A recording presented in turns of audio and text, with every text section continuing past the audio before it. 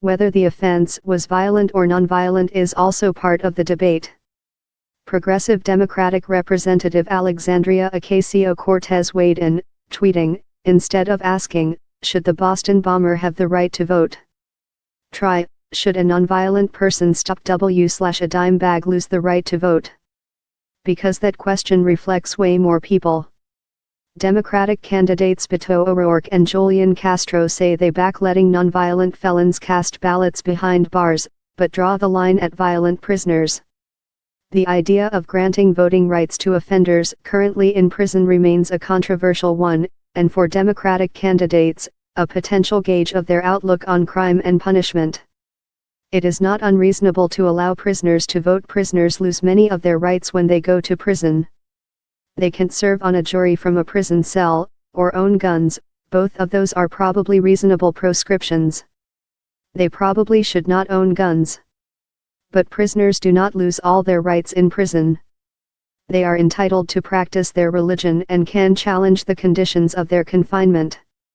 Taking away prisoners' liberty is already a heavy punishment. Allowing them to cast an absentee ballot is not an unreasonable privilege. Andrew Novak, Daily Beast: Democrats will gain support by pushing felon voter rights. That doesn't make it right. It looks as if almost all felons are Democrats. Felons are not just like everyone else, they are even more likely to vote Democratic than was previously believed.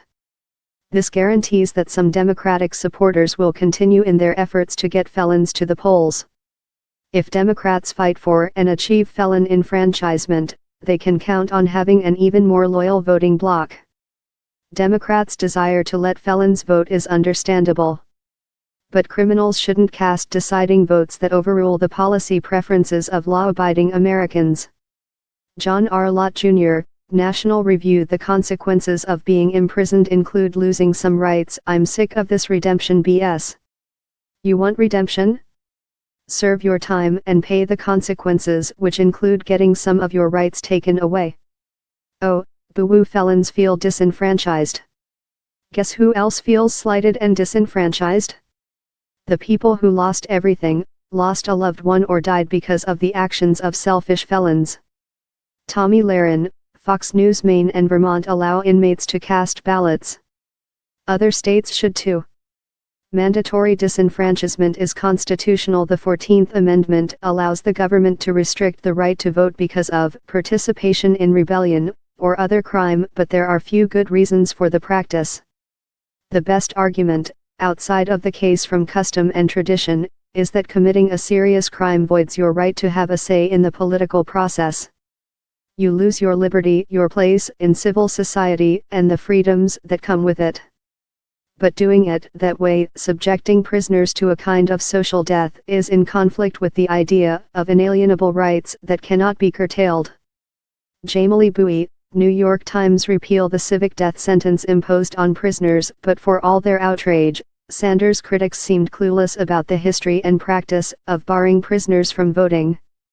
As Sanders pointed out in the town hall, the Constitution of his state, Vermont, has enfranchised prisoners from the beginning without any deleterious political or social effects. If you believe that incarceration exists to rehabilitate the wayward and reintegrate them into society, you'll probably warm to the idea of giving them the vote. Jack Schaefer, Politico magazine: Sanders misses the point of incarceration. After the Mueller report, what comes next? Should parents ask for kids' consent to share photos? Homeland Security shakeup: what's next?